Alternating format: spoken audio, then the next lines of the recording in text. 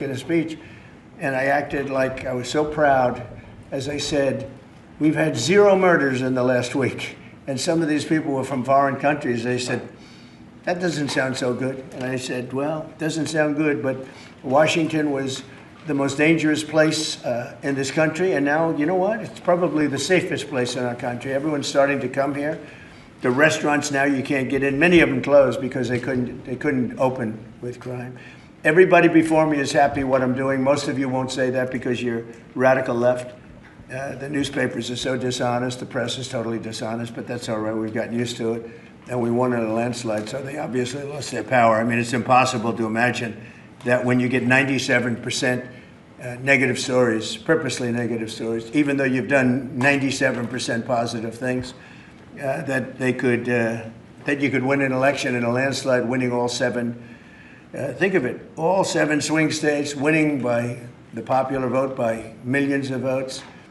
We had it fantastic. The best is your districts. Out of 3,000 districts, I guess we won 3,500. We won 2,750, and they won 500.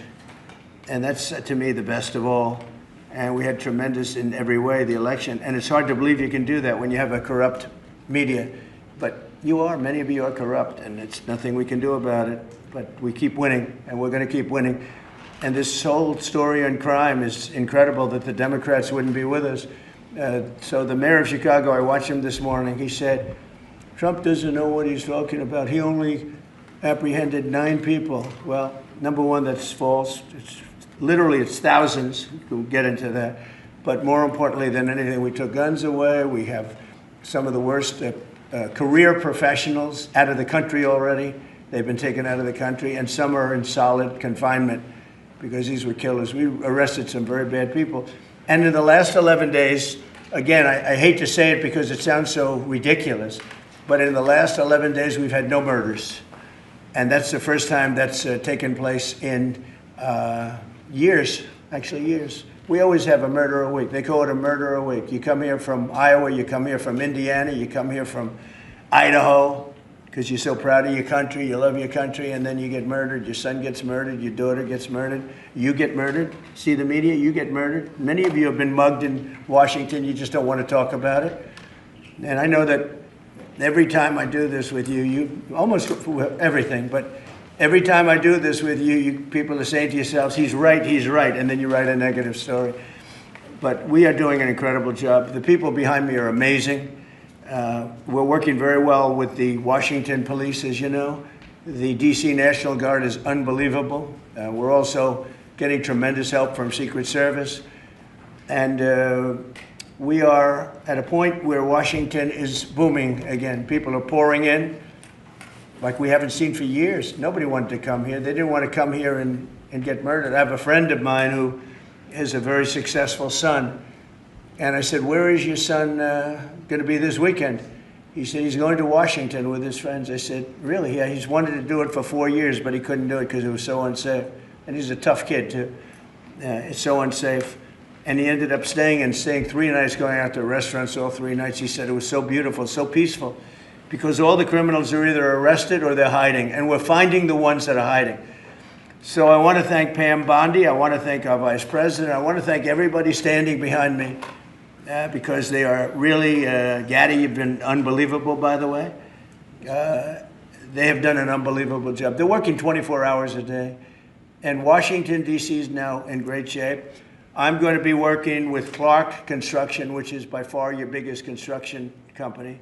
And we're going to also beautify Washington. We're going to rip down the broken medians, fix them. We're going to put asphalt on the roads. We're not ripping them apart like these stupid people do. They rip a road.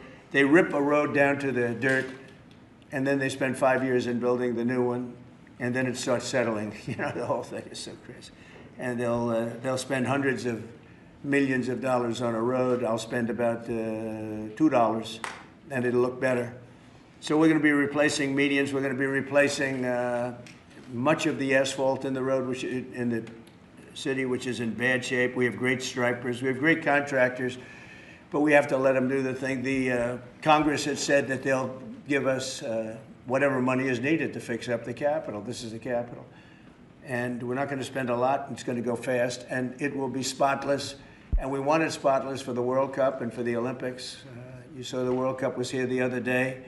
And come to think of it, there's your trophy for the World Cup. In fact, it's solid gold. That's actually solid gold, so heavy that some of the people in this room wouldn't be able to lift it up. I think what I'm going to do is place it right above the angel, right over there. That's solid gold, too. We're going to put it right up there. Look at that. There's a solid gold trophy. They know how to get to me, you know. I like the angel better, to be honest with you. So we're going to sign, and then we'll take a few questions, and we'll tell you how good a job we're doing. We want to go from here to other places, but I was telling some of the people that in a certain way, you really want to be asked to go. You know, I hate to barge in on a city and then be treated horribly by corrupt politicians and bad politicians, like a guy like Pritzker. He ought to spend more time in the gym, actually. This guy is a disaster. Gavin Newsom's a disaster. When we went, we saved Los Angeles. You wouldn't have been able to have the Olympics in Los Angeles. You're barely able to have it now. They did lose 25,000 houses to a fire that should have never occurred, because they didn't let the water come down from the Pacific Northwest, which you guys don't want to write about. I had to break into the water supply to let the water down. And even now, we want more. We can have much more. It's less than half of what should be coming in. I don't know, they have a political thing about it. It's like the craziest thing I've ever seen.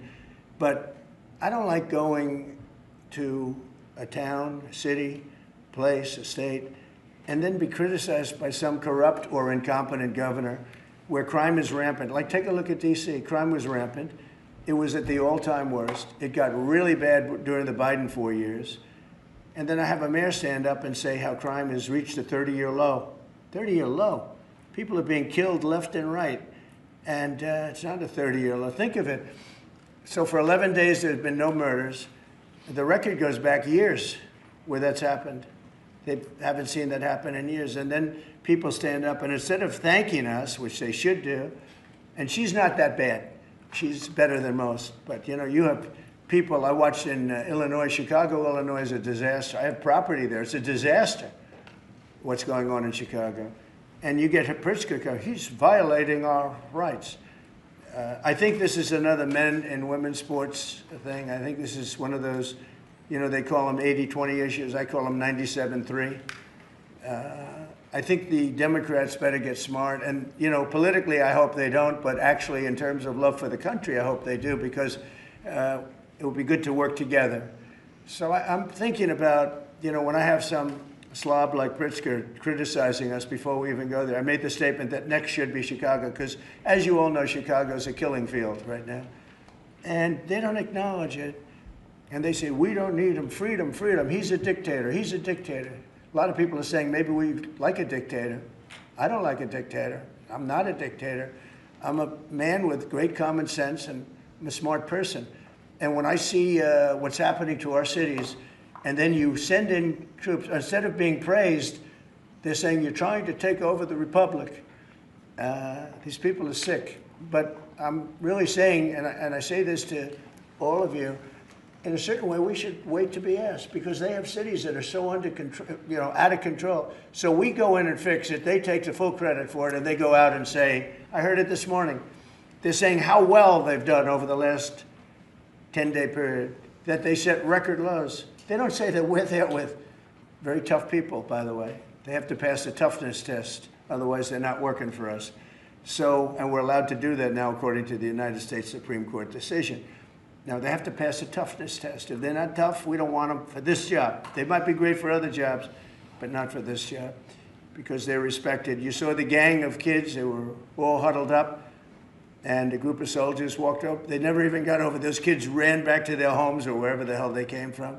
They were gone. This is one of the safest cities right now in the world, as crazy as that sounds. And it took 7 days. It took really 3 days, but we're now in our 11th day. So I want to thank you. So we had all of these things, 439 illegal alien criminals have been removed, and we have 6 known gang members, some of the worst leaders of gangs anywhere in the country, MS-13 and Tren de Aragua. We have 2 missing children that have been recovered. They thought they were gone. We brought them back to the family. The family started crying. They couldn't believe that they saw their child again. 49 homeless encampments have been removed. Like we have the head of South Korea coming in a little while, the president, and he drives down the street. Already his people have told me, he said, what happened? It's so clean. We always came here, it was filthy dirty with homeless and papers all over the road. That's the other thing. Those roads are swept immaculate, but they're going to be much better in a few months when we put a topping on them. They're going to look like they're brand new. We'll get rid of those rusty old medians that have been crashed into 1,000 times, and they don't fix them. They just let them, they lay them down on the road and they sit there for months. But we don't do that. We don't run things. We run things like we run this. We like clean, we like beautiful, and we like safe, and that's what we're getting. So I'll start signing the executive orders. To me, this is a very, very big deal. One of the executive orders has to do with cashless bail. That was when the big crime in this country started. And I can tell you who did it, when, but I don't want to do that because others followed pretty quickly. But that was when it happened. Somebody kills somebody, they go in, don't worry about it, no cash, come back in a couple of months, we'll give you a trial. You never see the person again. And I mean, they kill people and they get out. Cashless bail.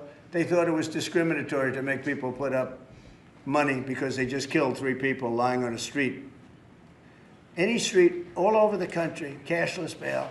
We're ending it, but we're starting by ending it in DC, and that we have the right to do through federalization.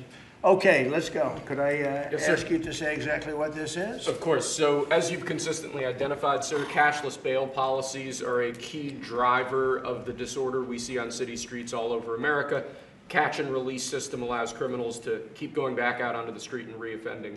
What this executive order does, it charges your attorney general with identifying jurisdictions all over the country that have cashless bail policies, and then it withholds or revokes federal funds and grants that are flowing to those jurisdictions to ensure that we're only supporting the people who have reasonable common sense policies around crime. So what area does it cover?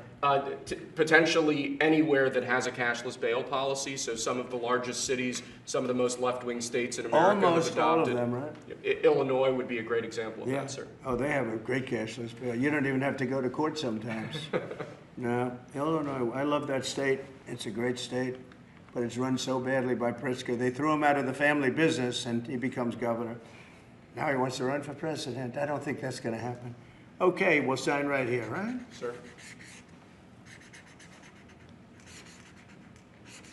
So important.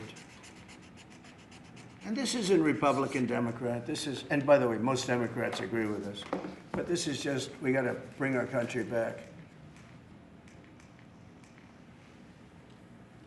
Okay? That's a big one. Also on the issue of cashless bail, sir, this is a DC-specific executive order. In addition to the measures that we're taking that are quite similar to what we're doing around the country, in DC in particular, the objective is holding as many criminal defendants in federal custody and subjecting them to federal charges as possible.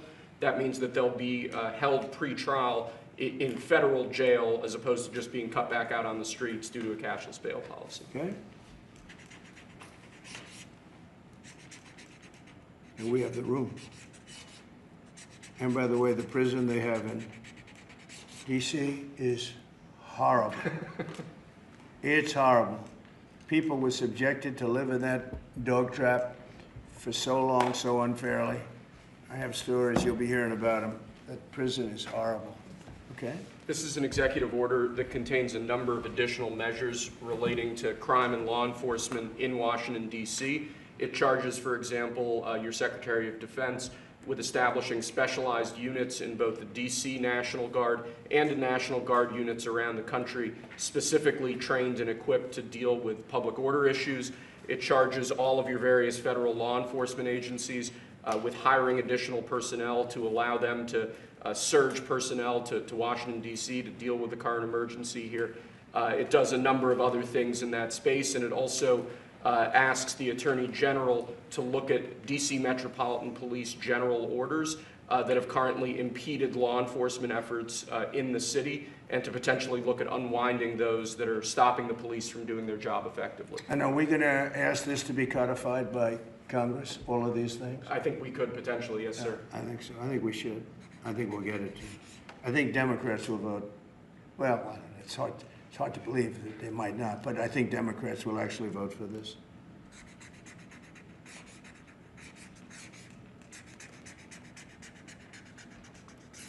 There's no auto pen that can do that, right? Look at that, Pam. Is that a good signature? Seriously, is that a good signature? Who can write like that? Nobody. I don't know. That's the other thing. I assume we're looking at the whole auto pen scam. Sir. Because the person that ran it said he spoke to it briefly twice about nothing. That means that all those pardons that he gave to some very bad people, very unpatriotic people, very evil people, it looks to me like those pardons are worthless. Because, number one, you shouldn't use an auto pen, very specifically. But if you do, it has to be a very good reason. And they have to know that the president wanted it. The president didn't want this. The president didn't know he was alive, okay? He never approved any of this stuff. He wasn't for open borders and all the other things. He was never for open borders. I've known Biden a long time. He was never very sharp, but he was never in favor of open borders and all of the other things he did to destroy our country. Let's go. Lastly, sir, this is an executive order on flag burning. It charges your attorney general. Would you listen to this? This is very important. Flag burning. All over the country, they're burning flags. All over the world, they burn the American flag. And as you know, through a very sad court, I guess it was a 5-4 decision, they called it freedom of speech. But there's another reason, which is perhaps much more important. It's called death. Because what happens when you burn a flag is the area goes crazy. If you have hundreds of people, they go crazy. You can do other things. You can burn this piece of paper. But when you burn the American flag, it incites riots at levels that we've never seen before. People go crazy. In a way, both ways. There are some that are going crazy for doing it. There are others that are angry about them doing it. Do you want to discuss that? Sure. So what the executive order does, sir, it charges your Department of Justice with investigating instances of flag burning, and then where there's evidence of criminal activity, where prosecution wouldn't fall afoul of the First Amendment, and instructs the Department of Justice to prosecute those who are engaged in these instances of flag burning. And what the penalty is going to be, if you burn a flag, you get 1 year in jail. No early exits, no nothing. You get 1 year in jail. If you burn a flag, you get, and what it does is incite to riot. I hope they use that language, by the way. Did they? Yeah, incitement is incite to riot. And you burn a flag, you get 1 year in jail. You don't get 10 years, you don't get 1 month. You get 1 year in jail, and it goes on your record. And you will see flag burning stopping immediately, just like when I signed the Statute and Monument Act. 10 years in jail if you hurt any of our beautiful monuments. Everybody left town. They were gone. Never had a problem after that. It's pretty amazing. We stopped it. But this is something that's, I don't know, in a certain way, it's equally as important. Some people would say it's more important. Because the people in this country don't want to see our American flag burned and spit on. And by people that are, in many cases, paid agitators. They're paid by the radical left to do it. You talk to these people, they don't even know, half of them don't even know what they're doing. They say, I don't know, they gave me money to do this. I see the same things that you do. They're bad people. They're trying to destroy our nation. That's not working, because I think our nation now is the most respected nation anywhere in the world, by far. You saw that with the European leaders on Friday. You saw that with NATO, where they agreed to go from 2% no pay to 5% fully paid up, trillions of dollars paid, where they respect your president to a level that they jokingly call me the president of Europe. They call me the president of Europe, which is an honor. I like Europe, and I like those people. They're good people. They're great leaders. And we've never had a case where 7 plus really 28, essentially 38 countries were represented here the other day. 38 European countries were represented. European and other countries were represented. And it was a great meeting. But Your country is respected again. I say it all the time. 1 year ago, our country was dead. Everybody said it. We had a dead country. We were not going to survive. Now we have the hottest country anywhere in the world. So it's an honor to be involved. And this group has a lot to do with it, right behind me.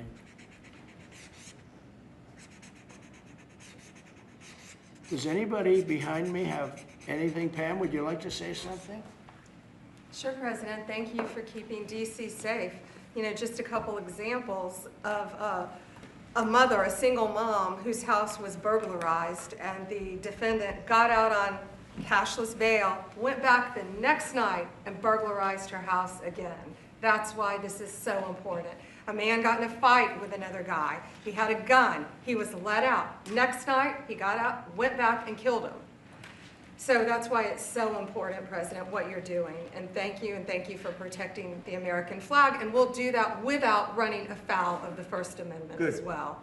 And President, I think I think Gaddy Serralta had something he wanted to give you on behalf of all the law enforcement who are out there every single night. Yes. Thank you for putting me in charge of this surge. As the Director of the United States Marshal Service, it's the oldest law enforcement agency. It was created in 1789. So on behalf of all the federal law enforcement agencies that we're working with and those that have yet to join the team, we thought it was only appropriate to present you with an honorary United States Marshal Service badge. And this badge comes with this little item right here, which is a handcuff key, Mr. President, because you continue through your policies and your efforts with your staff to unhandcuff law enforcement officers all over this nation. And I can tell you personally that they thank you for that. Thank you. That's beautiful. You can continue unhandcuffing law enforcement. That's a very great honor. I'll save that and put it someplace up, which is important. Thank you very much, Gary. I appreciate it. Thank you very much. Really nice. Thank you. That's very nice. Thank you. Well, we love those people. They're brave and they love our country and they don't want to see it. Do you know how many people volunteered for this job? And before I ask the VP to say a few words, because he feels very strongly about it, I think it's very important, Pam, that when we do this, that a state they come and ask us. I mean, I see Pritzker saying, we don't want them. In the meantime, a city is being shot to hell. And they do that politically. And they probably do want it. If we didn't go to Los Angeles, you would literally have had to call off the Olympics. It was so bad. And the sheriff and the law enforcement people, but the sheriff said, and he came out very strongly, he said, if we didn't have these people, we were not able to control it. Now, 4 days later, after we had it totally under control, we did that quickly. He changed his tune a little bit. Well, I think we could have done it, you know. They were dead.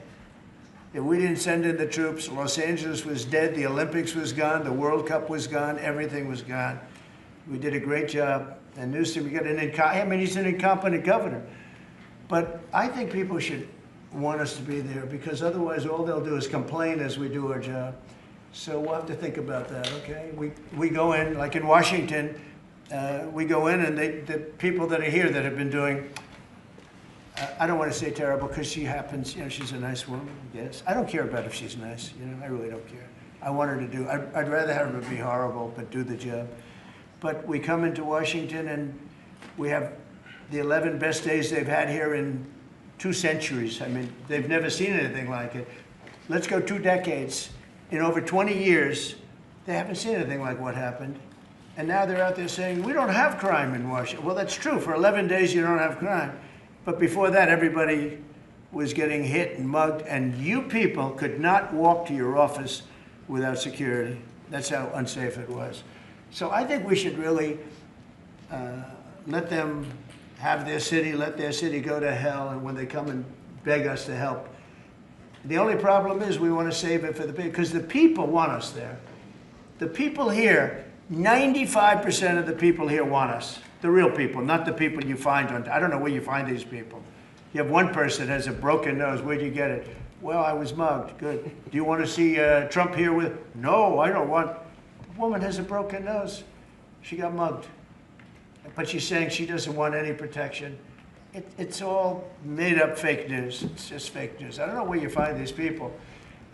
Anyway, would you say a couple of words, please? And then I'm going to ask JD to say something. You have done an unbelievable job in a short period of time. Thank you, Mr. President. Highly recommended by you-know-who, right? Yes, sir. You want to say his name? Mr. Youngkin, Governor right. Youngkin. Yes, sir. We stole you from He Governor called Youngkin. me. right. He called me. Glenn Youngkin called, and he said, "I have somebody who's really fantastic."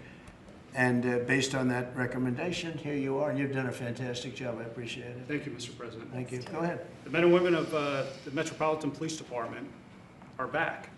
They enjoy doing their job again. They feel the ability to go out and be law enforcement officers. They feel that they're connected to their communities again. They are making a difference. Thanks to you, Mr. President, and our federal task force, you are making DC safe once again. Thank you, sir. It's going to get better and better. Well, it can't get much better. There's no crime. I read where crime's down 89%. I said, really? Who are the 11%? Okay? There's no crime. JD, please.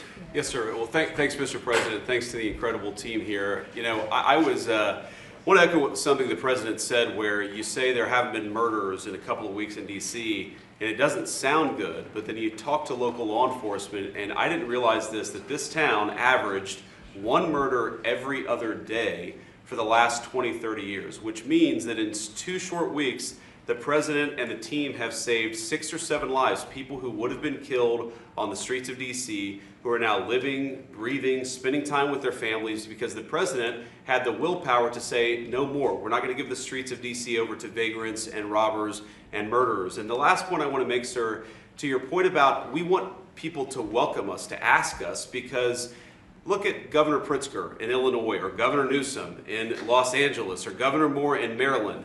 They are angrier about the fact that the President of the United States is offering to help them get their crime under control than they are about the fact that murderers are running roughshod over their cities and have been for decades. Why are Democrat governors angrier about federal law enforcement helping clean up their streets than they are about the fact that those streets need to be cleaned up to begin with? It shows a real sickness in the head. And I agree with the President of the United States. I think most Democrats, rank and file, nobody likes crime. Republicans don't like crime. Democrats don't like crime. Independents don't like crime. Why are Democratic governors doing everything in their power to make crime easier to do in their cities? It doesn't make an ounce of sense to me. But, Mr. President, I appreciate you being willing to help, and I hope these governors take you up on the offer, because we should clean up all of America's streets. It's the right of every American to live in safety and comfort in their community. And we've got the people to do it. They're signing up like they've never signed up before. Our military, as you know, during the campaign, nobody was signing up. We were way short of their goal, we were understaffed. Nobody wanted to be in the military. Nobody wanted to be a policeman. Nobody wanted to be a fireman. They didn't want anything to do with the country. We had an incompetent, grossly incompetent president who, frankly, should not have been there. He should have never been there. The damage he did to this country is incalculable. I mean, just what he has done. So much of our effort are getting murderers and jailbirds and people out of this country who are drug dealers at the highest level. So much of the energy of people that he let in, it was an unforced error. But I don't think they think it's an error. But I don't believe he believed it. It was the radical lunatics that surrounded this guy at this desk, who are brilliant people, but with the wrong philosophy. There were some brilliant people, but they're evil people, and they're going to be brought down. They have to be brought down because they really hurt our country. But we're getting it back very quickly. And I'll tell you something, our country's now it's stronger. I think we're more respected than we've been respected in 100 years. It's a whole different ballgame. JD, could I ask you, Yes, sir. You gave a stat on murders here. What were the numbers? You said in a short period of time, how many people were murdered? Local law enforcement told me, sir, that in the past 20 or 30 years, D.C. has averaged a murder every other day. That's, 200 murders a year, 150, 250, but about every other day a person has been killed on the streets of Washington, D.C. We've been doing this for 2 weeks. 0 people killed. That's real lives saved that the media and, frankly, the entire Democratic Party should be saying, thank you for saving lives, instead of attacking the President of the United States for doing so. You know, when a person, unfortunately, will probably happen at some point, when a person's murdered in D.C., it's going to be the biggest story maybe in history. Right? Yes, sir. Somebody was murdered in D.C. Trump is failing. No, we're not failing. We have a safe city. This is maybe the safest city in America right now. That's how good it is. And it would be nice to be appreciated. These people eventually, they're going to have to be appreciated for what they're doing. And they're going to have to be appreciated by the officials that are really happy when we go in because they've lost control of their place. Steve Miller, please say a few words. Thank you, sir. So just to, first of all, follow up on what the Vice President said. No police officer working in the city can remember a time in their lives when there has been no murders. You can work at the police department for 20 years, 30 years, your whole life. We've checked the records. No one can even find a record of being murder-free for as long as we've been murder-free under President Trump's leadership. Additionally, and the President spoke about this before, we've uncovered, in the process of uncovering, a massive scandal in Washington, D.C. with the doctoring of crime stats. And the Department of Justice, under the Attorney General, is leading the effort to uncover this. But when we ultimately share the results, it will stun you. The extent to which, even though D.C. had the worst crime in America, honestly measured, it dramatically understated how bad it was. There's even accusations that murders and homicides were reported as accidents instead of murders. I mean, this is how severe the manipulation of the crime data has been in this city, and it will all be uncovered and it will all be brought to light. You know, I've had a chance to spend some time, as has everyone here, with the police officers in the city. Members of the public are going up to them and thanking them, just overflowing with gratitude, because for the first time in their lives, they can use the parks, they can walk on the streets. You have people who can walk freely at night without having to worry about being robbed or mugged. They're wearing their watches again. They're wearing jewelry again. They're carrying purses again. People had changed their whole lives in this city for fear of being murdered, mugged, and carjacked. It is a literal statement that President Trump has freed 700,000 people in this city who were living under the rule of criminals and thugs. And the last thing I'll say is that under the efforts of Terry, to my left and many here, what they found also is that the street criminals here in Washington, D.C. were doing business directly with the transnational criminal cartels, the foreign terrorist organizations. So not only was the city being run by these criminal thugs, but they were working with some of the most dangerous terrorist organizations on the planet to traffic weapons and drugs into this city. And what we are uncovering every day is shocking to us, and we look forward to sharing all the results with you. But President Trump, your leadership has uncovered some of the great public safety scandals of our life, and now because of you, people are safe and free for the first time ever in this city. Thank you very much, Steve. You know, in Los Angeles, Beverly Hills is, you know, a great place. I have a house there. I had a house there. I used to stay a lot of time, spend a lot of time there. And a great place. Do you know that I have friends, they leave their trunk open for their car because they don't want, they know they're going to be vandalized. They don't want the trunk ripped off in order for them to steal what's in the back. They leave the doors open so when they go in to steal the radio or whatever they take, that they don't rip off the door. They leave the doors totally open so the criminals, when they go and open the door, they don't have to break the windows and kill the car in order to steal whatever it is in the car that they're looking for. And that's at a level that nobody's ever seen before. Nobody lives like that. I have another friend, he has a garage, and in order to save his garage door, he leaves it open so that people can just walk into his garage, take whatever they want, and leave. But all the cars are, so many cars, I've been told this by many people, stars, big people, they leave their doors open so the doors aren't destroyed by these criminals. All over Los Angeles this is taking place. And you know that, I mean, you've heard that.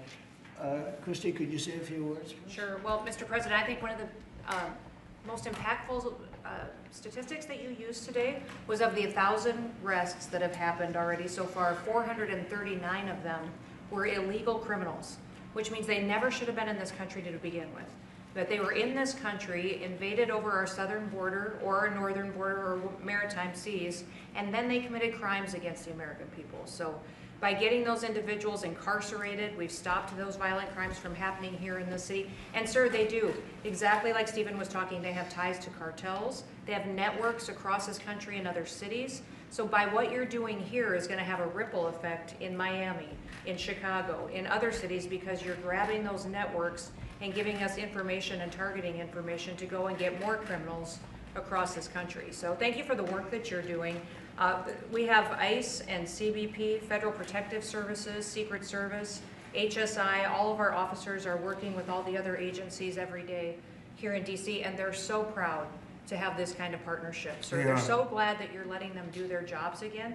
And I don't know if you've heard, sir, but the recruitment campaign for ICE, when we were going to hire 10,000 new officers, we've got over 130,000 people that have applied and raised their hands and said they want to work with ICE. So no matter what the fake news says or what the media says about ICE not having support, they've got incredible support from the American people. People want to join them and help them do what they're doing to make America safe again. So thank you for the I was going opportunity. to say that our recruitment drive, it was dead. During the campaign, they couldn't get, every story was the Army can't fill up, the Marines, none of them could fill up. They were way behind. We couldn't get anybody to go into the military, couldn't get any police. We've just set records on everybody wants to be in. Everybody wants to go in. And we're taking incredible people. I mean, the level of, because of the Supreme Court, it's based on merit. It's all based on merit now. It's not based on anything else. You got to, if you need strong people, you have to get strong people. It's all based on merit. But we're setting records in the Army, Navy, Air Force, Marines, the Coast Guard. One of my favorites, because I happen to have created it, Space Force. We're very proud of Space Force. It's amazing what it's doing. We're leading in space now. China was killing us. Russia was beating us. China was killing us. We're now killing China. We are leading in space by a lot because of Space Force. So we're very proud. But everybody wants to go in. We went from not, and you know how bad that is for the spirit when every story that you were writing a year ago was that nobody wants to go into the military anymore. And if you're in the military, you know how deflating that is? You go and be a family. Nobody wants a job that you have. Well, now it's the opposite. Everybody wants to be there. And that includes police and fire and everything else. You're doing a good job. Thank you, sir. You stopping a lot of wars? just the presidents we're stopping. We've stopped 7 wars, and really the number is actually 10. We're not including a couple, and we're not including in there what we did with Iran, stopping their nuclear play. They would have had within a month or two, they would have had a nice big nuclear weapon to use. That's not going to happen. That won't happen. Pete, go ahead, please. Yes, sir. Well, Mr. President, thank you very much for your leadership, and the Defense Department is proud to be a part of this task force. Just like we have been down at the southwest border, where crossings are at 0, we've got national defense areas where we're working with Border Patrol to secure the southern border for the American people. Just like Los Angeles, where ICE officers deserve to do their job without being attacked, we're really proud to be a part of defending the nation's capital and ensuring it is safe and beautiful and working with law enforcement. And Mr. President, let me tell you, the morale of the troops, getting out there talking to them, they love this mission. They're grateful to be doing it, whether they're DC National Guard or other state National Guards. And at your direction as well, sir, it's just common sense to make sure they're armed as well. And so we're rolling out ensuring they're armed, capable of defending themselves and others if need be, supporting law enforcement, and we're proud to be there, sir. Well, look at the mission you just accomplished with Iran. 36 hours back and forth, flawless. Every bomb hit its target. They went right down those chutes, dark at night, no moon, no nothing. Every target, every bomb went right down. They have a chute that goes right down deep into the mountain. And they shouldn't have put ventilation in, I can tell you, because we use that for our advantage. But what they did, and we had the pilots and even the people that took care of the planes, we had a whole group of people at the White House a couple of weeks ago. And you know, I didn't realize this, but they said, we've been looking at their predecessors, and then these were the pilots. They said, we gave them beautiful medals. And I'll show you the medal. Gave them a medal just like this. See? Just like that. They were so happy. Gave a lot of them out for that. It was an incredible job. You know, we had 52 tankers. People don't realize, so that they could refuel. We had many fighter jets, F-22s, and, F-35s. We had many. It was an amazing operation. It was flawless. Compare that to the operation when they went in with the helicopters crashing and everyone running around the desert, and the prisoners being taken. And that was Jimmy Carter. And what a horrible thing. This was the exact opposite. This was the exact opposite of what they did in leaving a very, very nice place. The Taliban runs a tough operation in Afghanistan, and I think it was the most embarrassing day in the history of our country. That was Biden. I was leaving, and we would have left through strength, tremendous strength. We would have had tremendous, we would have kept Bagram, which is the air base, one of the largest runways in the world, one of the most powerful. You could land anything on it, many, many feet thick. You don't build them that way anymore. You can't. But we left it, and now China's occupying that air base. This was the most incompetent administration in history, the Biden administration. And you're just lucky that they lost, because if they won, you wouldn't have a country anymore. And so, Pete, you started up by saying the Department of Defense. And somehow it didn't sound good to me. You know, it didn't sound good. Defense, what are we defense? Why are we defense? So it used to be called the Department of War. And it had a stronger sound. And as you know, we won World War I, we won World War II, we won everything. Now we have a Department of Defense with defenders.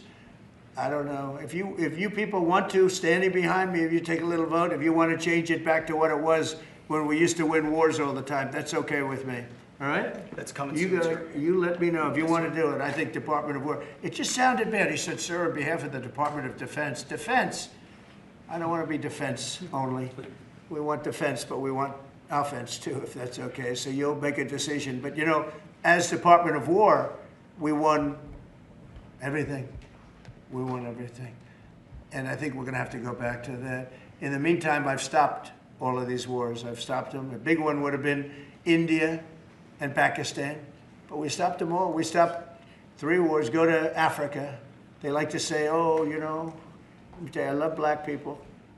And I did great with the vote with the black people. But they say, he's a racist, he's a racist. I said, really? For 35 years, a war raged between Rwanda and the Republic of the Congo. And it was a vicious war. 9 million people were killed with machetes, largely.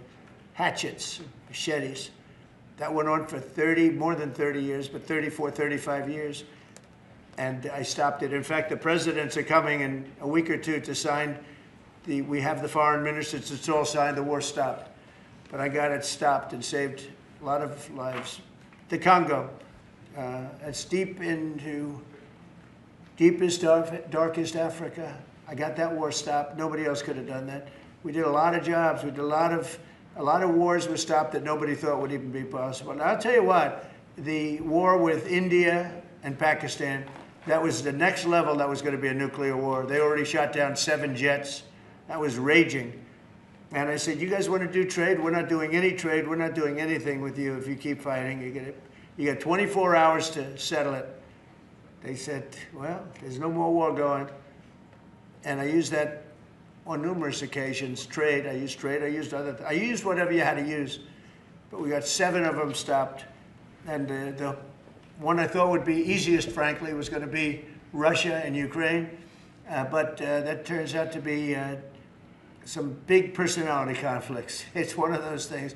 But we're going to get that stopped eventually. We're going to get that stopped too. 7,000 soldiers died last week. Think of that, 7,000.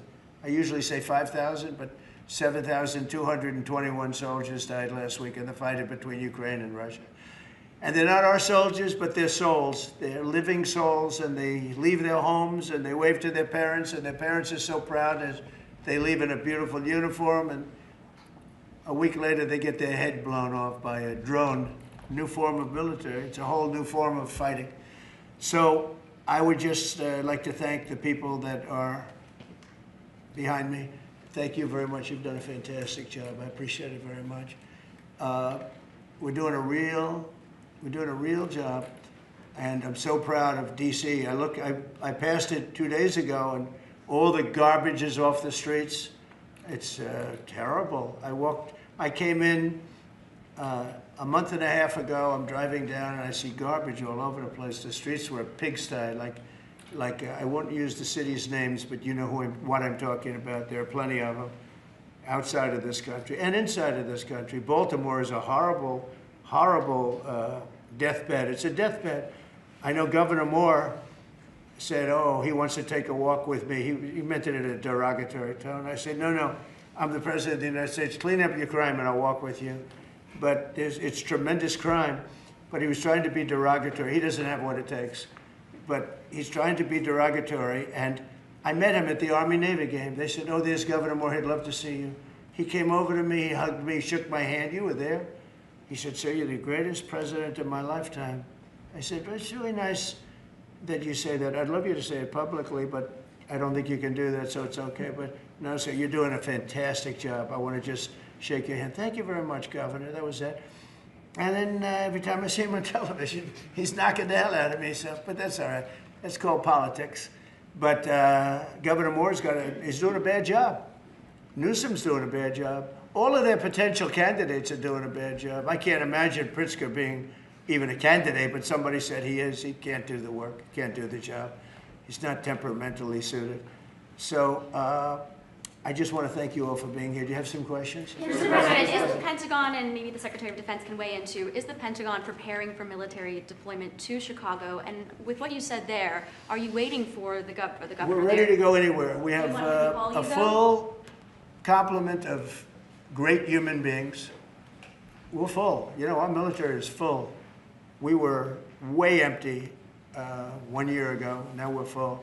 So we can go anywhere on less than 24 hours notice. Are you waiting for the governor? And we're doing a lot to interdict to stop drugs from coming in too. We have ships out on sea. You know, we have nobody coming through our border anymore. Nobody. Doesn't that feel good to know that you don't have prisoners coming in and, you know, killers, murderers? We had 11,888 murderers come in, led in by the Biden administration. Many of them have been captured, but we still have a couple of thousand that are out there.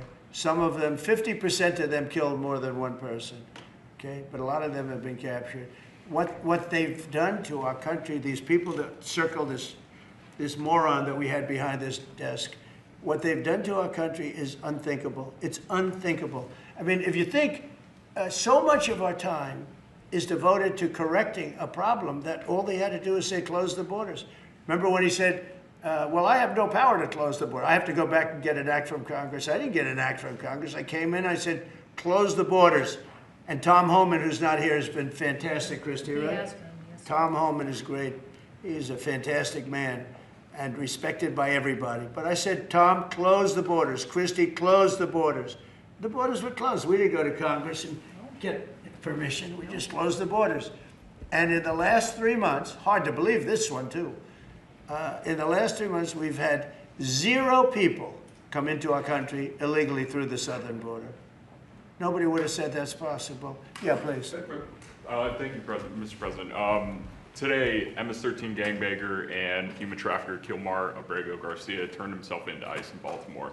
Do you have any comment on this? And why are the Democrats so emotionally attached to this man who beats his wife and is part of a terrorist organization? Because they think he's going to be good for votes, and I think he's very bad for votes. These people are deranged. He's not good for votes. He beat the hell out of his wife. His wife is afraid to even talk about him. She's been mauled by this animal.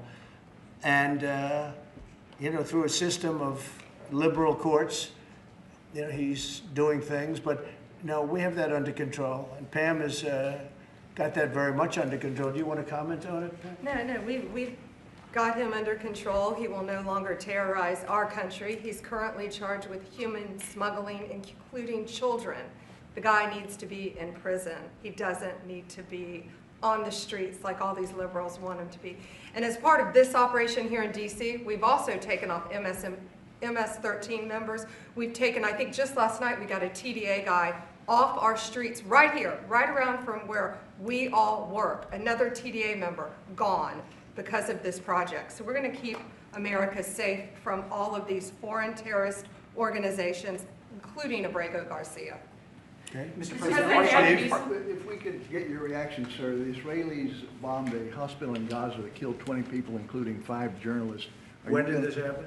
This happened overnight, today. I didn't know that. Any reaction to this? Are you Well, going I'm to not talk to happy the Prime about it. Minister? I don't want to see it. At the same time, we have to end that whole nightmare. I'm the one that got the hostages out. I got them out, all of them. Steve Witkoff has been amazing. He's done a great job. But I'm the one that got them all out through my people and through me. And now we're left with probably a little bit less than 20 because I think 1 or 2 are gone. And I said a long time ago, I'm going to get them out. But when we get down to that final 10 or 20, these people aren't going to release them because they're dead after they release them. So it's a nasty situation. Very nasty, horrible thing. Mr. Yes. President, could you please elaborate on your post on South Korea? What were you referring to? Well, I heard that there were raids on churches over the last few days, very vicious raids on churches by the new government in South Korea, that they even went into our military base and got information. They probably shouldn't have done that, but I heard bad things. I don't know if it's true or not. I'll be finding out. As you know, your new president's coming in just a couple of hours, coming here. I look forward to meeting him. But we won't stand for that. We just won't stand for that. Sorry, Yes. Mr. President, Are on you the- prepared to order National Guard troops, though, into American cities if those governors don't request the federal deployment? I am, but I also think that, look, Chicago, everybody knows how bad it is. Everybody standing there knows. We know. You don't have to be doing any studies. They should be saying, please come in. Pritzker should be saying that. You know, I did a favor for Christy Whitmer, a good favor, I think, with the fish, the carp, the China carp. Did you ever hear of it? China carp. And it's taken over your Great Lakes. You know about that, right?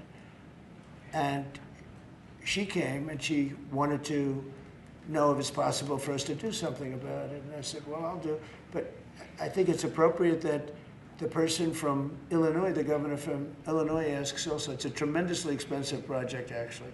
It's invasive. It's horrible what's happened. And we can do it with GSA and various people. But we can do it. We're going to just have to see what happens, okay? We're going to have to see what happens. Do you believe that you have the legal But authority the to order governor those of troops? Michigan came, was very respectful, asked for it. She's done a good job. I did that. I opened the Air Force Base, you know, kept it open for F-35s and various planes, F-22s too. I did that for the state of Michigan at her request. And I will, and also at our congressmen. You know, we have congressmen that are unbelievably pro-Michigan up there. But some of this stuff, like the lakes, the Great Lakes, this is a big problem that nobody ever talks about. Most of you probably have never heard of. We have a pretty violent fish that comes from China, China carp, Chinese carp. And you see them jumping out. They jump into boats and they jump all over the place. They've got a lot of energy. And there's a way of getting rid of them. It's very expensive. And I didn't get a request from the governor of Illinois, who is affected maybe more than anybody else, right? And I think until I get that request from that guy, I'm not going to do anything about it. And I feel the same way about crime.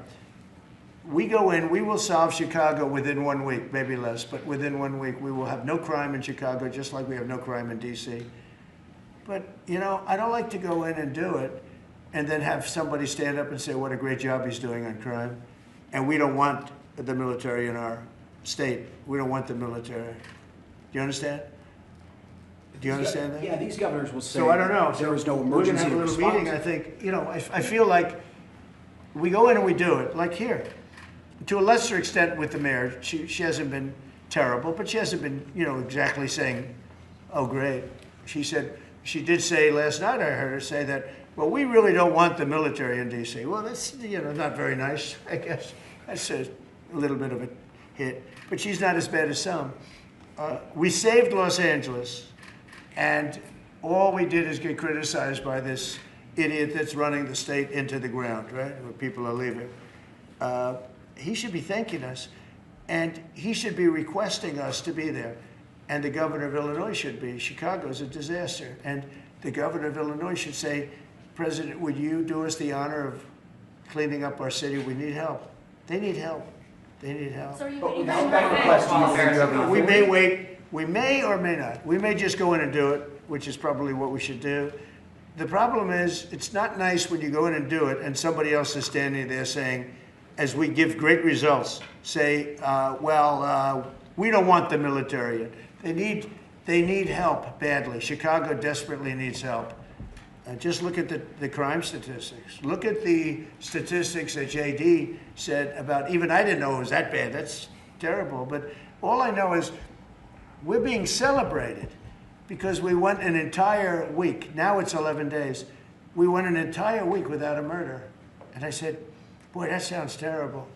I didn't know how, I actually made a speech, I didn't know how to say it, because it's a great number, it's a great thing, but it sounds so bad. I mean, supposing you're from a foreign country, which is properly run, and they don't have murders and things, right, so much, or in some cases virtually at all, and you have somebody saying, I'm proud to announce that nobody was murdered in the capital of the United States this week.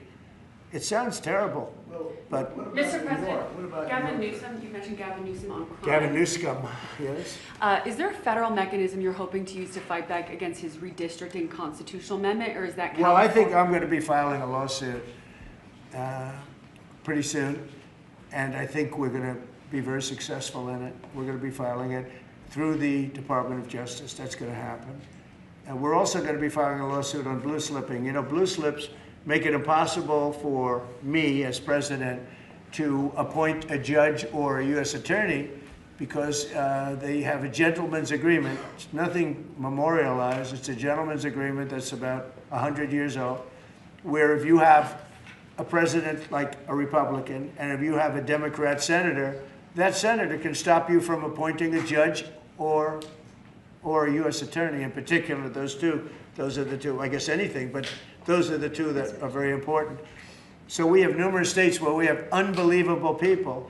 Now, Jay Clayton was just approved in the Southern District, but he was so good. He was a top student, top schools, top everything, went to Sullivan and Cromwell, became the head of Sullivan and Cromwell, came down here, was Securities and Exchange Commission, ran it for 4 years during my term, like impeccably, beautiful job. He did an incredible job. And we went to court, and the judges, Democrat judges, voted that he could, that's the only way you get by it. But generally speaking, you can't do that because you'll have judges from the other party. So, so Jay Clayton just got approved, and he's in, but he didn't get approved by the senators. He got approved by the court system in New York, which was a great thing. And I had a big victory in New York, I might add. I saved myself $500 million with a fake, corrupt attorney general, a really corrupt person with a corrupt judge who was disgraceful, and they're being mauled right now by everybody. It's so corrupt, and it kept business out of New York, stuff like that. But the appellate division vacated all of that stuff that you read about, and we're going to do a big number on that whole thing. You can't have a corrupt court system. You can't have that. You have to have borders, and you have. The only person that I can get approved are Democrats, or maybe we.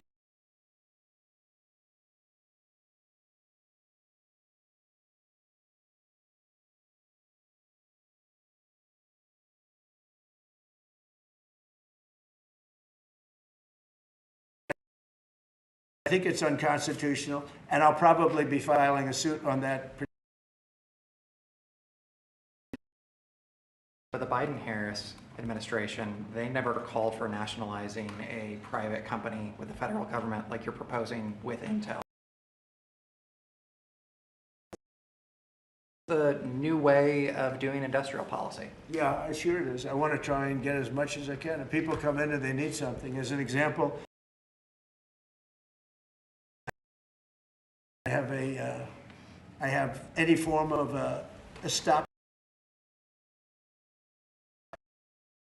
a covenant and an agreement, and they come to me and they say, I would like you to restricted. If I do that, they usually have to pay. Now, Intel came in. I met with the gentleman.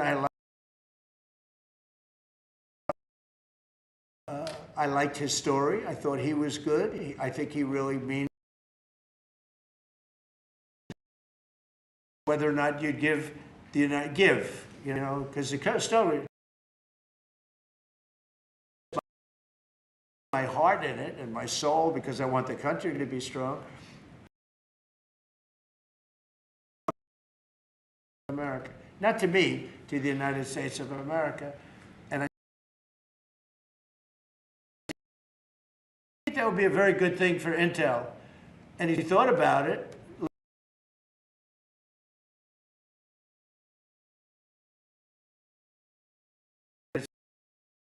States of America, And yeah, there will be other cases. If I have that, it's a shame. It's not a shame. It's called business. If somebody's willing, and I will tell you, with a company like Intel, I want them to do well anyway, but I want them to do well in particular now. But isn't business in the business of the United States, isn't that what you were went up almost 1,000 points on Friday, and it went up not, I think, terrible. Hello, who's that? Who is that back there? Of something much different. It went up because it was an. They gave no credit to tariffs. They said that they made a mistake.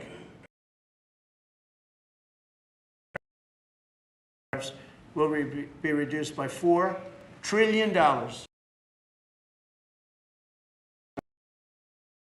And the market went up like a rocket ship because the tariffs are good. Wars I stopped, 4 of them were because of the fact.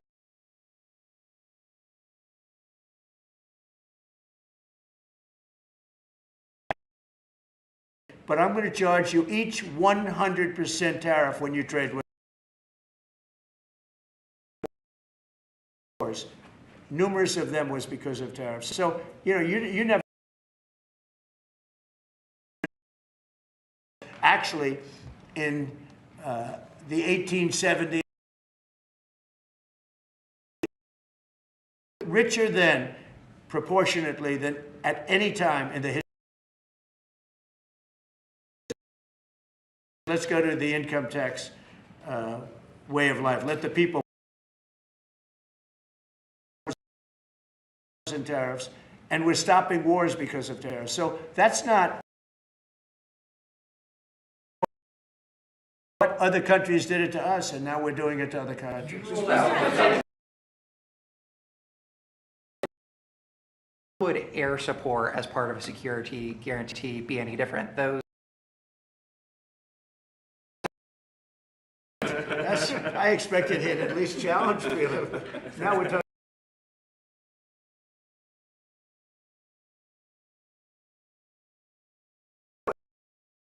Security guarantees because we haven't even discussed the specifics of it. Significant security guarantees, and they should because they're right there. But we'll be involved if we get a deal, and I think we will. But if we get a deal, because I want to stop seeing people being killed. You know. Covering business, $350 billion to never met better than P.T. Barnum because it'd come to the country, it'd walk out with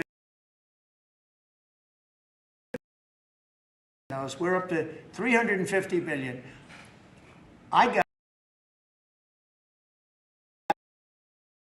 from the country because I felt badly for our taxpayer, but I did something else. Weren't paying, and we don't pay any money to. They request through NATO. We deal with NATO. They want Patriots. They want missiles. We give the missiles to NATO. I mean, I think they give them mostly to. They can do other things with them too. $350 billion to Ukraine. You know, if we didn't gave the javelins, they were very effective. They say Obama at the beginning, but you would have never had a war if I were president. We spend no money on Ukraine anymore.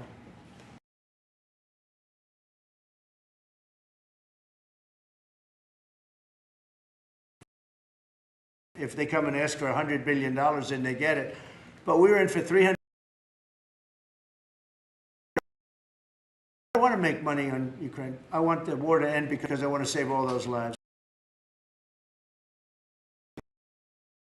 We were losing money hand over fist, and now we don't lose any money. NATO agreed, because of me, to go to 5%. They have trillions of dollars, and they give us that money. But I really want the historic summit here with Ukrainian President Zelensky and European leaders all possible. Have you spoken to Putin since last Monday? Yeah, I have with him is a good conversation, and then unfortunately a bomb is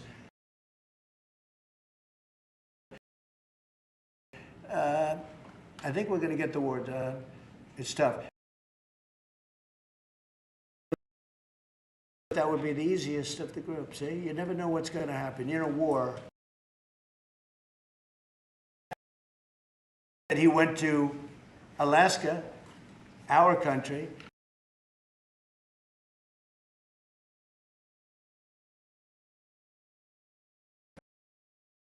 He showed up on a very successful day. It was a very successful day.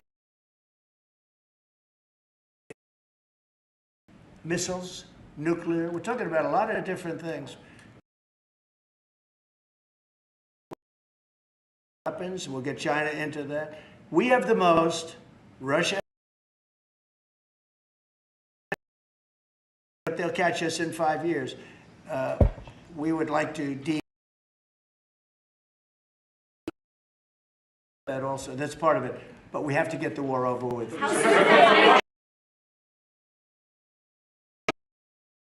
Baltimore, you said that you are going to have to reconsider bridge funding. On a bridge, you know, a boat ran into a bridge and the bridge came down like the power of that boat. You know, people were up on that bridge, painters, they were all died. They were painting the bridge, can you imagine? And they watched the boat. And the power of that boat, the mass of that boat went right through. But the mass of that boat, those people all died. But whatever, they were watching it. They could have gotten off.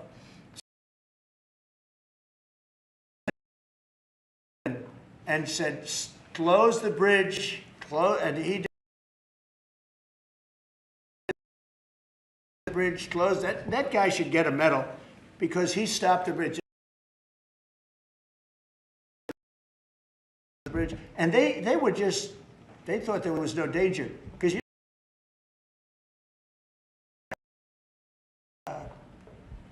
like toothpicks, it was incredible. Police officer, again, the police do a great job. The police officer get everybody off. Most people wouldn't have said that. You know, when you see it, it's going to be rebuffed. The thing just came down. I've never seen anything like it. So give the warning. I listened to him. Everybody get off screaming. Everybody.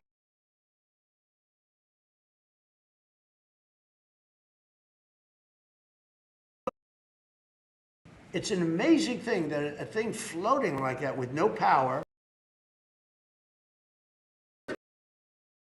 Let's do that. Let's give him a medal. I've been thinking about it. Mr. President, Christie? Look, Chris is a slob, everybody. He was guilty. But what he did is he took the George Washington Bridge. People, you had ambulances caught up. This thing was closed down. But he blamed the young lady that worked for him and another person, and they got out of it a little bit. But she went through hell. She was a young jail, and Chris got off. And so when I listened about the George Washington Bridge, you know, tell me about the George Washington Bridge. People, but he knew all about it. So no, I don't know if they want to look at it. It's not things to do, but I always thought he got away with murder. Race between Ken Paxton and John Cornyn. Well, I'll make up my mind. I like along with well, I hate it, and they all want the endorsement. 100% of the people I endorse win. It's a great honor. And I got, as you know, nobody's ever gotten more votes in the last election. I think in all the elections, Social Security, we got them out. And you know, things like that make Social Security very, very strong. So no, I am very big into certain things, and one of those three, you could say three of those things, are Medicare, Medicaid, Social Security. We're going to protect it. And so we'll see how everything works out. If we're talking about rescissions on other things, I'm always open to cost cutting. If we can cost cut, I like it, but nothing's going to happen to medical. We have something coming up, favored nations, where I'm going to be reducing drug prices by 1,500% where a pill that sells in Germany for $10 costs $150 here, because of the bad press. And I was all set to do it, and then we had the COVID come up, and I had to focus on that because we had the greatest economy in history my first term.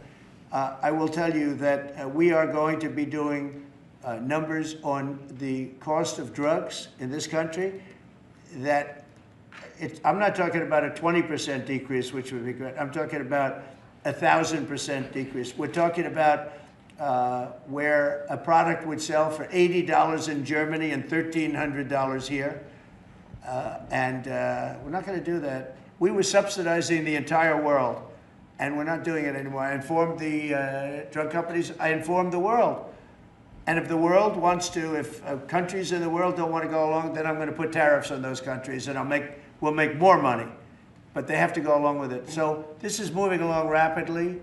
Dr. Oz is in charge, Bobby's group, and they're doing very well. And we're getting great cooperation from the drug, because the drug companies know it's unfair. You know, for years they'd say, well, we had to do research, and we had to do.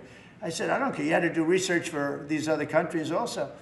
They are ready to go, and I'm ready to go. And you know, if I pull that off, there's no way a Republican will lose an election. There's no way. All right, one more question. Steve. Steve. Back to Ukraine. Watch this guy. He's the nicest guy I know, and he asks the most vicious questions. Why do you think President Putin is so reluctant to meet with President Zelensky? Because he doesn't like him. He doesn't like him. You know, they don't like. I have people I don't like. I don't like to meet with them. Sometimes I do like to meet with people I don't like. So how do you get them together? They don't like each other, really. And if we had a real president instead of a guy that got in there with a fraudulent election, if we had a real president, that war would have never happened. Putin actually said, he said, if Trump were president, it wouldn't have happened. Happened for a lot of reasons. Happened because of Afghanistan. When he saw how incompetent Milley was and all these guys were, I think he said, wow, this might be it. Because it was the apple of his eye. It would have never happened if I were president. Mr. President, you have built a relationship with Russian leaders and also North Korean leaders. As they are getting closer, how would that affect your diplomatic approach? Well, I have very good relationships with Kim Jong-un, North Korea. I mean, a lot of people would say, oh, that's terrible. No, it's good. In fact, someday I'll see him. I look forward to seeing him. He was very good with me. We had 2 meetings. We had 2 summits. We got along great. I know him better than you do. I know him better than anybody, almost, other than his sister. His sister knows him pretty well. No, I know him well, and I got along with him. You know, I'm not supposed to say I really like him a lot, because if I do that, I get killed in the fake news media. But I got along with him very well, and we had no problem. If if at the time Hillary Clinton won the election, you would have had a nuclear war. You would have had a nuclear war.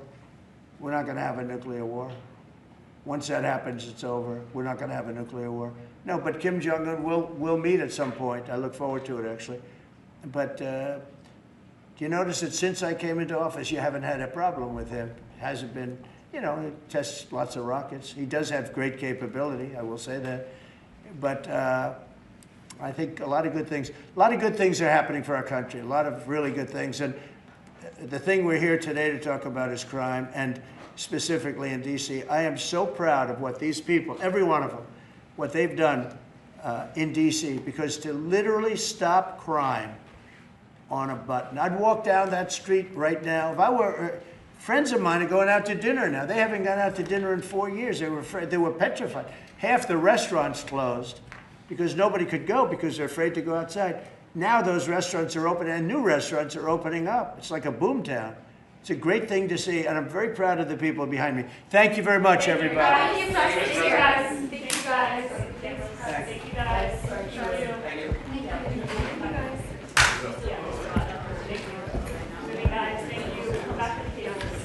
Yeah, we'll come back for cables. If you guys just want to take cameras. Back for the cables, just take your cameras out now. Come here.